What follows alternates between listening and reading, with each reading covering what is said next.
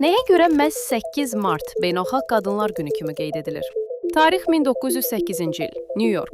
Təxminən 15 min qadın işçi, iş gününün qısaldılması, əmək haqqının artırılması və səsvermə hüquqları tələbi ilə nümayişə çıxıb. Növbəti il Amerika Sosialist Partiyası fevralın son bazar gününü Zəhmətkeş Qadınlar Günü kimi tanımağı təklif edib. Bundan bir il sonra, 1910-cu ildə tanınmış Alman sosial-demokrat xadimi Klara Zetkin Beynəlxalq Sosialist Qadınlar Konfransı zamanı qadınların hüquqları və bərabərliyi uğrunda Beynəlxalq Mübarizə Günü təsis etməyi təklif edib. 17 ölkədən 100-ə yaxın nümayəndə bu təşəbbüsü yekdilliklə dəstəkləyib. Lakin konfransda bu günün dəqiq tarixi müəyyən edilməyib. Buna görə də ilk illərdə müxtəlif ölkələrdə fərqli tarixlərdə qeyd olunub. 8 Mart tarixinin beynəlxalq ənənəyə çevrilməsi isə Rusiyadakı hadisələrlə bağlıdır. 1917-ci ildə Petrogradda çörək və sülh şüarı ilə Vuborq rayonu toxuma fabriklərinin qadın işçiləri tətilə başlayıblar. Bu etirazlar sonradan fevral inqilabı hadisələrinin başlanğıcına çevrilib və bir həftə sonra Çar taxtdan imtina edib.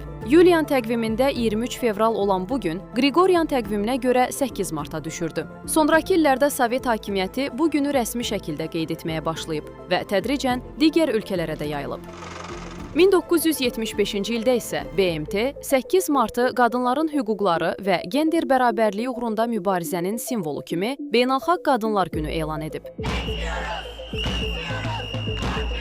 8 Mart günü bir çox ölkələrdə kütləvi nümayişlər və aksiyalar keçirilir. Aksiyaların məqsədi qadınların sosial və məişət həyatlarında qarşılaşdıqları problemlərə, cinsi ayrı-seçkiliyə, məişət zəminində məruz qaldıqları zorakılığa və qətillərə diqqət çəkməkdir. 8 Mart Azərbaycanda Sovet dövründən bəri qeyd edilsə də, son illər bayram ənənəsinə həm də qadın fəalların etiraz aksiyaları əlavə edilib. Bir neçə ildir ki, bəzi fəallar ölkə paytaxtının mərkəzində 8 Mart günü aksiyalar keçirərək diqqəti qadınların problemlərinə yönəltməyə çalışırlar.